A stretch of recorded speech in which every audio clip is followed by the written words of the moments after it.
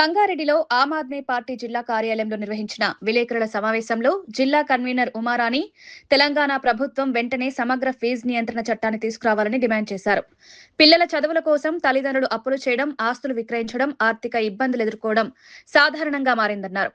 ఈ పరిస్థితులకు శాశ్వత పరిష్కారం అవసరమని చెప్పారు. 2017లో ప్రొఫెసర్ తిరుపతిరావు కమిటీ ప్రైవేట్ విద్యా సంస్థలు ఏడాదికి 10% మాత్రమే ఫీజులు పెంచాలని సూచించినప్పటికీ ఆ నివేదిక అమలు కాలేదని గుర్తు చేశారు. అడ్మిషన్ ఫీజే 10,000 ఉంది.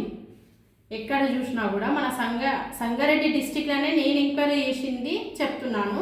సంగారెడ్డి డిస్టిక్లో 10,000 అడ్మిషన్ ఫీజు ఉంది. ఒక్క యూకేజీ అబ్బాయికి మా 1 ఇయర్కి 45,000 యూకేజీ అబ్బాయికి.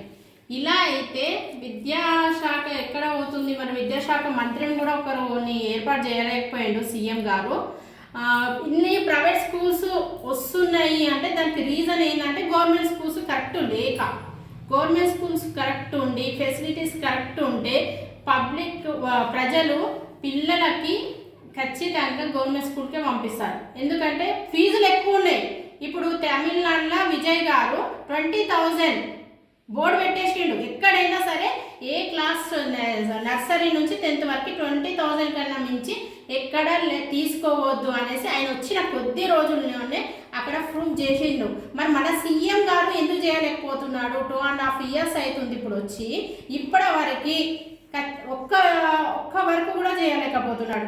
ఇప్పుడు స్కూల్ ఫీజుల వల్ల ఇప్పుడు కూలి పని చేసుకునే వాళ్ళు ఉంటారు ప్రజలు, మళ్ళా భర్త లేని స్త్రీలు ఉంటారు. వాళ్ళందరూ స్కూల్కి వెళ్ళి స్కూల్ ఫీజు కట్టకపోతే పిల్లల్ని బయట పెట్టడం, ఇట్లా కూర్చోబెట్టడం, ఇవన్నీ చేస్తూ ఉంటారు. కొత్త స్కూల్స్ స్టార్ట్ అయినాయి. పర్మిషన్ లేని స్కూల్స్ మొత్తం మూసేసి ఫీజులు కూడా తగ్గించే అవకాశం అన్నా చూడాలి. లేకపోతే గవర్నమెంట్ స్కూల్లో ఇప్పుడు తీసుకుంటున్న ట్యాక్సీలు, పెట్రోల్ ధరలు ఇవన్నీ ఎక్కడ పోతున్నాయి పైసలు?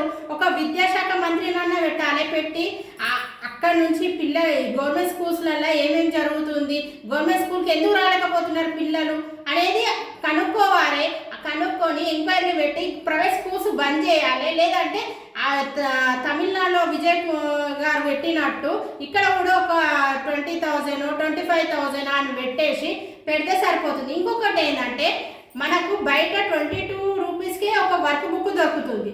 స్కూళ్ళల్లో మేమే అమ్ముతాం, మేమే చేస్తాం, స్కూల్ తరఫు నుంచినే ఇస్తాం అనేసి ఒక్కొక్క నోట్బుక్ 35 రూపీస్కి ఇస్తున్నారు. పెన్సిల్తో సహా, పెన్నుతో సహా ప్రతి ఒక్కటి వాళ్ళ దగ్గరనే ఉంటుంది. ఇది ఎంతవరకు న్యాయము? దీని మీద వీళ్ళు కూడా కరెక్ట్ యాక్షన్ తీసుకోకపోతే సీఎం గారు మేము ఆమ్ ఆద్మీ పార్టీ నుంచి స్ట్రైక్ చేస్తాము. ఎందుకంటే ప్రజల మీద భారం చాలా దోచుకుంటున్నారు. విద్య మీద భారం బాగా దోచుకుంటున్నారు. ఈరోజు పిల్లలే రేపు మనకు భవిష్యత్తు, మన పౌరులు, మళ్ళీ దేశ పౌరులు. వాళ్ళు స్టేట్లో మన తర్వాత వాళ్ళు వచ్చేటోళ్ళు. వాళ్ళకు చదువు ఇవ్వడం, ఉచిత విద్య, వైద్యం ఇవ్వడం అనేది మా పార్టీ లక్షణం. మీరు కూడా కొంచెం సహాయం చేసి, మీరు ఒక సీఎం పదవిలో ఉన్నారు, దయచేసి అర్థం చేసుకొని విద్యాశాఖ మంత్రినన్నా ఏర్పాటు చేయండి. లేదంటే ఇప్పటి వరకు ఉన్న ప్రైవేట్ స్కూల్స్, లైసెన్స్ లేని స్కూల్స్, పర్మిషన్ లేని స్కూల్స్ బంద్ చేసి మళ్ళీ ఫీజులు కూడా మొత్తం తగ్గించేయాలి. ఒక బోర్డు పెట్టాలి ఇంతే ఫీజు అని నేను కోరుకుంటున్నాను.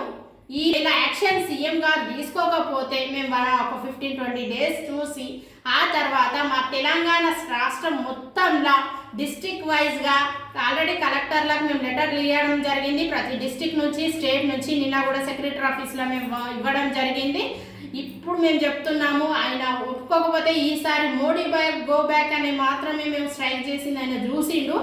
ఇప్పుడు మాత్రం మేము స్ట్రైక్ చేస్తే మొత్తం తెలంగాణ రాష్ట్రం మొత్తంలో ప్రతి ఒక్క రోజు కాదు, మేము 15-20 days అయినా సరే నిహార దీక్ష చేయడానికి కూడా మేము రెడీగా ఉన్నాము.